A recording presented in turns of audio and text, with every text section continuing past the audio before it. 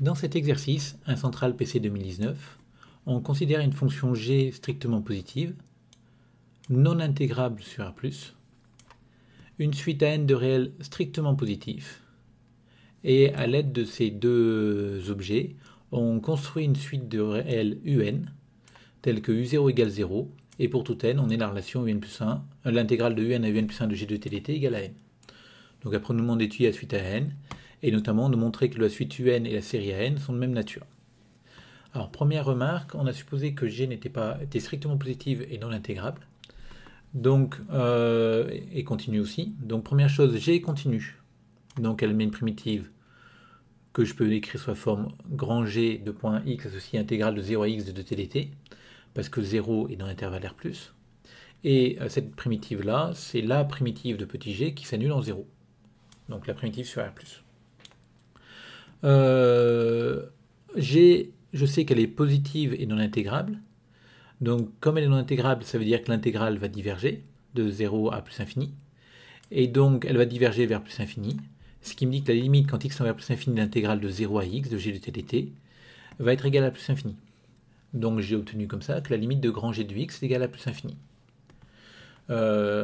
Finalement, ma fonction grand G, ma fonction petit g continue sur R+, donc grand G va être de classe C1. On sait en plus que cette dérivée, c'est petit g qui donc va être strictement positive, par hypothèse.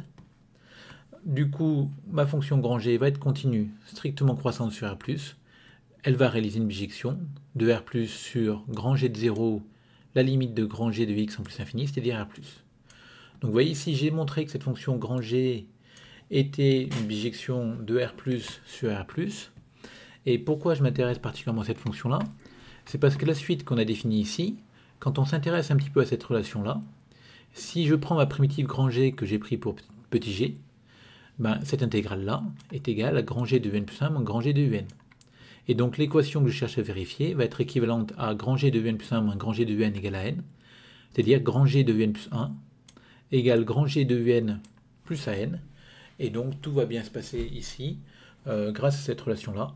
Vous remarquerez qu'en plus, si on suppose, alors on va le faire dans la récurrence, mais si on suppose que un existe, grand G de n va être positif parce que c'est l'image d'un élément de R+ par grand G qui est une bijection de R+ sur R+.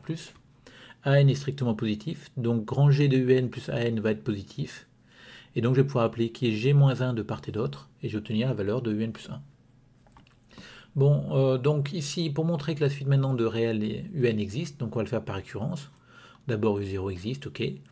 Donc là, j'ai supposé la suite construite jusqu'au rang n, mais j'aurais pu juste supposer que un existait. Ça ne change pas grand-chose pour la suite. Alors, je regarde ce que j'ai ici. G de un plus AN, ça va être dans R+, donc là, j'ai expliqué pourquoi. Parce que un existe, G est à valeur dans R+, donc G de n est dans R+, AN est dans R+, donc le tout est dans R+. Et d'après le premier point, comme j'ai une bijection, je sais qu'il existe un unique réel positif, noté un plus 1, vérifiant cette équation-là. Et mon un plus 1, en fait, ça va être G-1 de cette quantité. Donc j'ai prouvé que ma suite était définie par récurrence. J'ai prouvé l'existence et l'unicité d'ailleurs de cette suite-là. Ensuite, étudier la suite UN. Donc pour étudier la suite UN, je ne sais pas exactement ce qu'on attend de nous ici. Est-ce que c'est juste les variations? Est-ce que c'est la limite? Est-ce que c'est autre chose? Bon, vu la question d'après, je pense que c'est que les variations. Donc c'est ce que j'ai fait ici. Donc on regarde un petit peu ma suite UN. Donc ma suite UN, c'est une suite définie implicitement comme la solution de cette équation-là, de g de x égale g de un plus an, pour un plus 1 bien sûr. Et du coup, je vais me servir des images. Donc je veux comparer un plus 1 et un. Donc je vais comparer g de un plus 1 et g de un. Donc j'ai cette inégalité-là parce que an est strictement positif. Et un et un plus 1 sont dans R+. Ma fonction g est strictement croissante sur R+. Et je peux appliquer du coup la fonction g-1 ici. Et j'obtiendrai un plus 1 plus grand que un. Parce que la fonction g-1 sera de même sens de variation que g. Ma suite un est donc strictement croissante. En particulier, en termes de convergence, donc la question d'après on parle de nature, soit la suite UN, la suite UN aura une limite en plus infini, donc cette limite sera soit finie, auquel cas la suite est convergente, soit plus infinie. Donc, troisième question, montrer que les deux objets-là sont de même nature. Donc, on va supposer dans un premier temps que la suite UN converge vers un réel L. Et on remarque que la suite des sommes partielles de ma série DAK, c'est la somme de ces intégrales-là. Et je peux appliquer la relation de Chasles.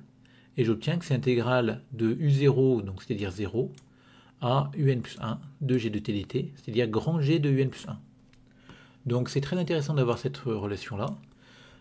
Supposons que la suite UN tende vers un réel L, dans R+, bien sûr, parce que UN est une suite à un terme positif. J'applique la continuité de la fonction G sur R+, donc en L, et j'obtiens que la limite de ma suite des sommes partielles, qui est égale à la limite de G de UN plus 1, va être égale à G de L, parce que UN plus 1 tend vers L, et G continue en L. Donc comme la suite des sommes partielles admet une limite finie, G de L, bah, la série va converger aussi. Maintenant, supposons que la suite diverge. Donc dans ce cas-là, elle va diverger vers plus infini. Et on reprend la même écriture ici. Donc la limite de la suite des sommes partielles, c'est la limite de G de UN plus 1. UN plus 1 tend vers plus infini. Et on a vu que la limite de grand G en plus infini, c'était plus infini. Parce que la fonction n'était pas intégrable ici, là, oui, je cherchais où c'était écrit, mais là. Et donc du coup, la limite, c'est plus infini. La suite des sommes partielles a une limite égale à plus infini, donc la série diverge. Donc si la suite converge, la série converge. Si la suite diverge, la série diverge.